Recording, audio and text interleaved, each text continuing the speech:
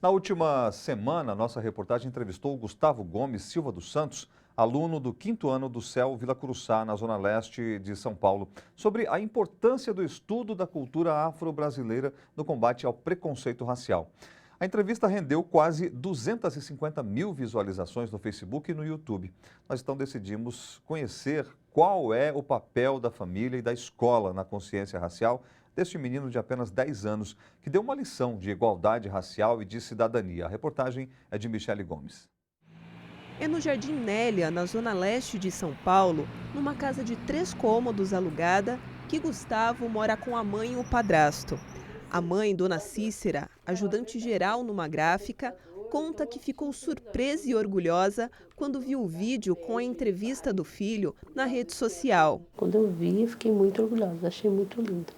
Desde pequeno, Cícera conversa com o filho sobre o racismo. Sempre falei para ele sobre isso, sobre o preconceito, que ele não tem que ligar para isso, que as pessoas todas são iguais, entendeu? Só muda mesmo o caráter. Quem que te ensinou a ter esse orgulho de ser negro? Foi minha mãe.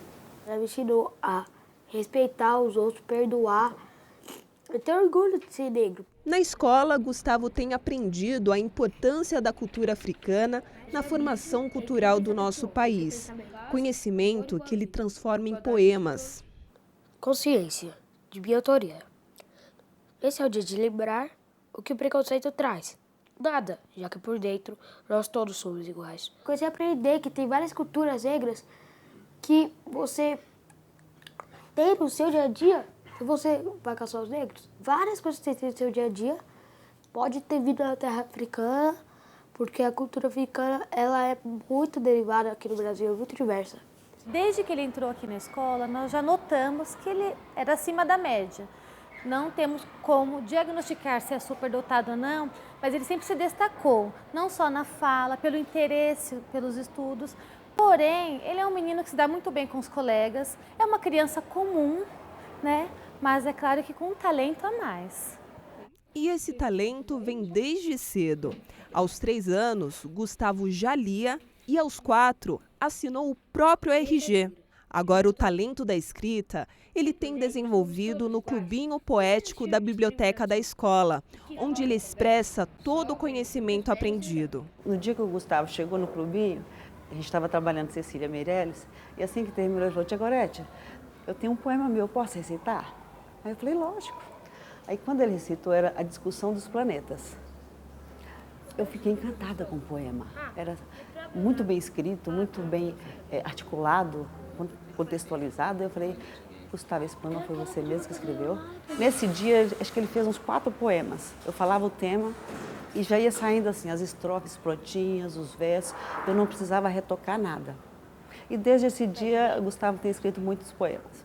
Será que quando eu chuto a pergunta, ela fica com dor na traseira?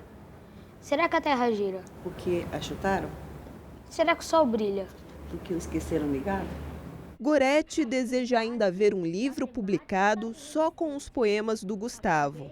A mãe, toda orgulhosa, sonha em ver o filho formado. E o pequeno poeta almeja um mundo com mais respeito. Eu acho que seria bem melhor se cada um respeitasse a opinião do outro, que não fosse criticasse do nada, que cada um respeitasse o outro como se fosse ele mesmo. Pois é, Douglas, o que é que você achou do Gustavo? Cara, isso é fantástico. É evidente que tem ali um traço da própria personalidade do menino, mas a gente percebe o papel da família como é importante. Tanto a família quanto a escola não são ilhas isoladas da sociedade.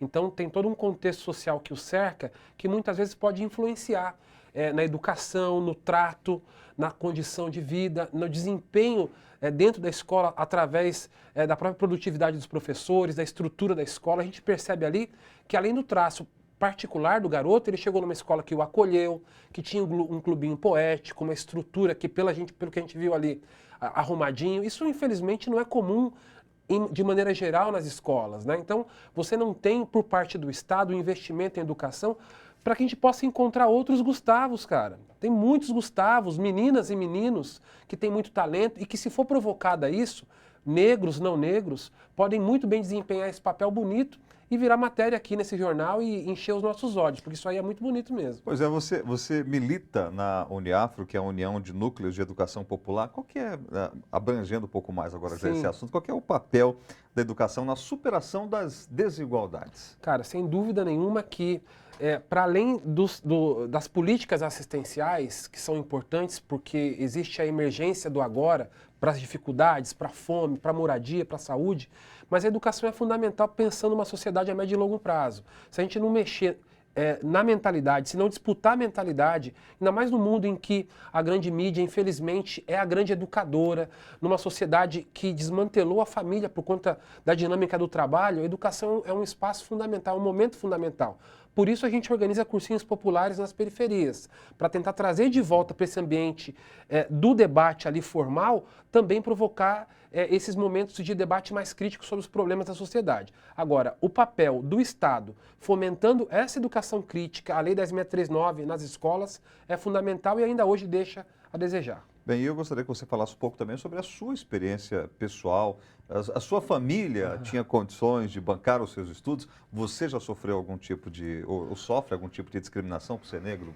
Nossa, bom, isso é uma recorrência, né? Você pergunta isso para um preto, é o seguinte: primeiro lugar, o papel da polícia. Segundo, a dúvida da sua capacidade. Então essas duas coisas me acompanham na trajetória. A polícia correndo atrás e as pessoas duvidando pelo fato de a gente ter estudado, ter alcançado alguns lugares, de fazer debates, de correr universidades, espaços que normalmente não esperam chegar um negro. Mas é você que é o Douglas, é você que é do movimento, é você que escreve. Sim, assim como eu, outros vários pretos. A cultura popular é muito rica. São Paulo hoje tem uma cena muito rica de espaços de poesia, de produção cultural, de fomento da educação popular. Então isso tem crescido, é uma forma de resistência popular e de resistência negra, né? E hoje, especialmente no Dia da Consciência Negra, nós temos, na sua visão, além da comemoração, ainda um panorama de luta, de resistência para a consolidação dos direitos do negro no Brasil? Cara, os últimos anos, eles nos serviram para provocar um pouco mais a nossa autoestima e o nosso orgulho. Isso tem influenciado também as crianças. Então, essa nova geração tem uma postura um pouco diferente. Agora, nós temos que disputar a mentalidade para um projeto de sociedade que vise a superação do racismo. E não é possível a superação do racismo com um sistema econômico desigual como o que a gente tem, que pressupõe concentração de renda, de propriedade, porque, infelizmente, o próprio sistema do capital se alimenta dessas formas de opressão, que no caso brasileiro, a opressão racial e a opressão de gênero são fundamentais na estrutura da desigualdade. Então é muito importante a mobilização permanente para que a gente possa buscar força política e tentar consolidar as mudanças que seguiram até agora e avançar naquelas que precisam ainda. Pois é, e todo esse assunto que nós comentamos hoje, infelizmente, nos sites tradicionais, os grandes sites da mídia, infelizmente as mobilizações, as manifestações que saíram hoje pelo país não foram notadas, não foram publicadas, infelizmente. Exatamente. A gente agradece a sua presença aqui e até uma próxima oportunidade, viu? Muito obrigado.